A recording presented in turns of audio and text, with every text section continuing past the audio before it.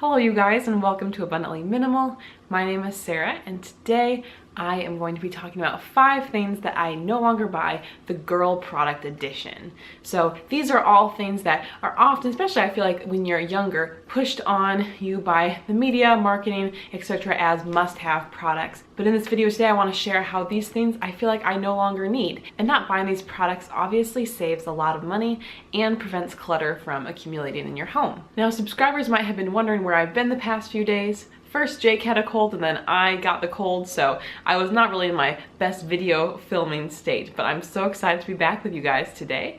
And if you are new around here, I make a lot of videos related to minimalism and healthy living content. So if that would benefit you, definitely hit that subscribe button so you won't miss any of the 3 videos per week that I post. Let's get into it. The first girl product that I no longer buy is high heels.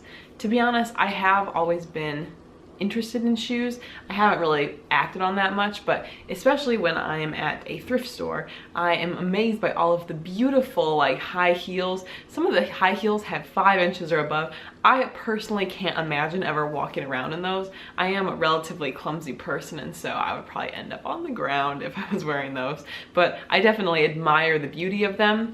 I know for myself, when I have bought a couple pairs of high heels as dress shoes in the past, I have either not worn them at all really, because I was like, well, practically this isn't really something that makes sense for me to be wearing out and about, or I wore them once or twice and they were just brutally uncomfortable. And now for me, those are something maybe I look at and appreciate at the store but do not buy anymore. And especially if you're buying your shoes new and not used like me.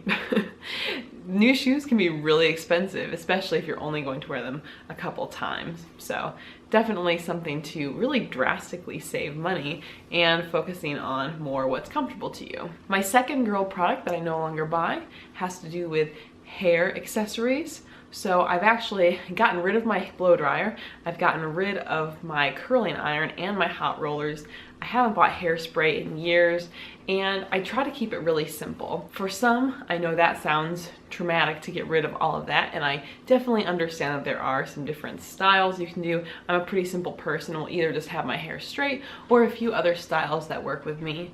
But personally, it's something that I don't really value anymore.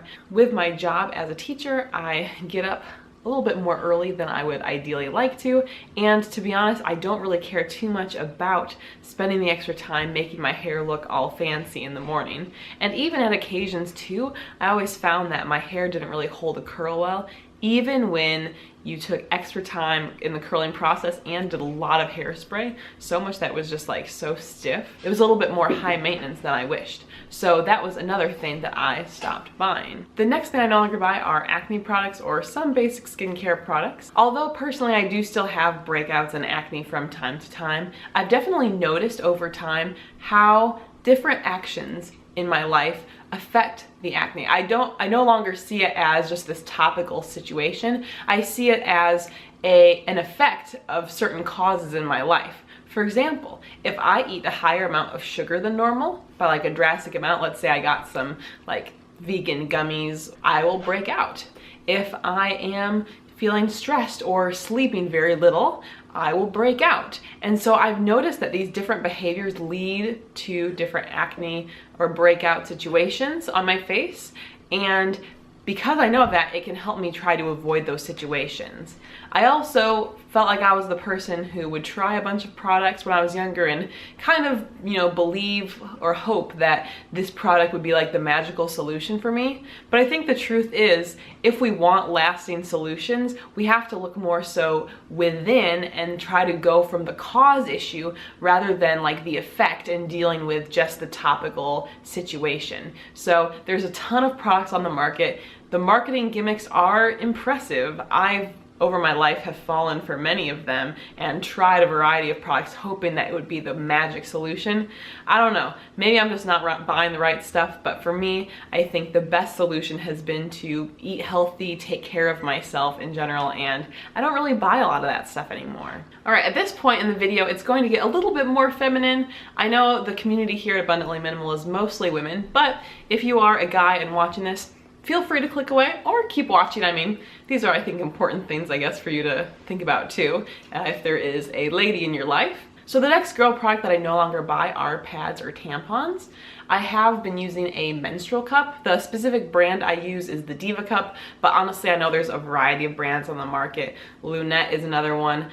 I guess I don't really know that many brands right now offhand, but personally I find the amount of waste staggering when you think about like 1 year of using pads or tampons, how not only expensive is that, but how just the waste adds up. And as someone who cares a lot about the environment and someone who's trying to minimize my waste, it is staggering. So personally, I have found this to be a much better option. Definitely saves money because you're paying a one-time cost that can be used for an extended period of time. And it also, I feel like overall feels actually like cleaner in general when you're using it. I don't feel as gross overall when I'm using that compared to like pads or tampons. Again, getting personal here today, but in general, if you haven't considered trying out one of these menstrual cups, I know they're a little scary at first. I was definitely a little bit nervous. I started using them in college, but I think that you get over the nerves part really quick once you try it, and so nice to not have as much waste, not have to carry around as much, and you're only really dealing with it twice a day because they can be in for about 12 hours. So anyway, there's much more you can learn about them online. I'll put a couple links below to some of the example products that are out there. And then the final girl product that I no longer buy is lingerie.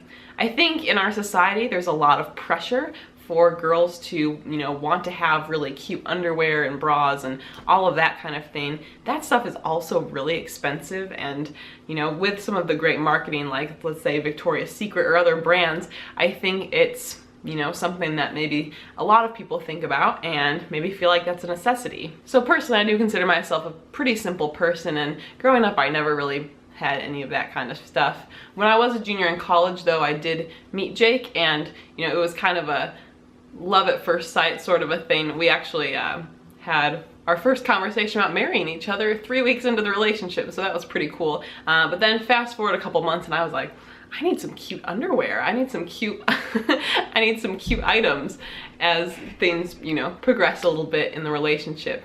And so I felt like I needed those things, just, you know, I thought that was how society worked. But obviously at some point you realize that, you know, that stuff's not really necessary.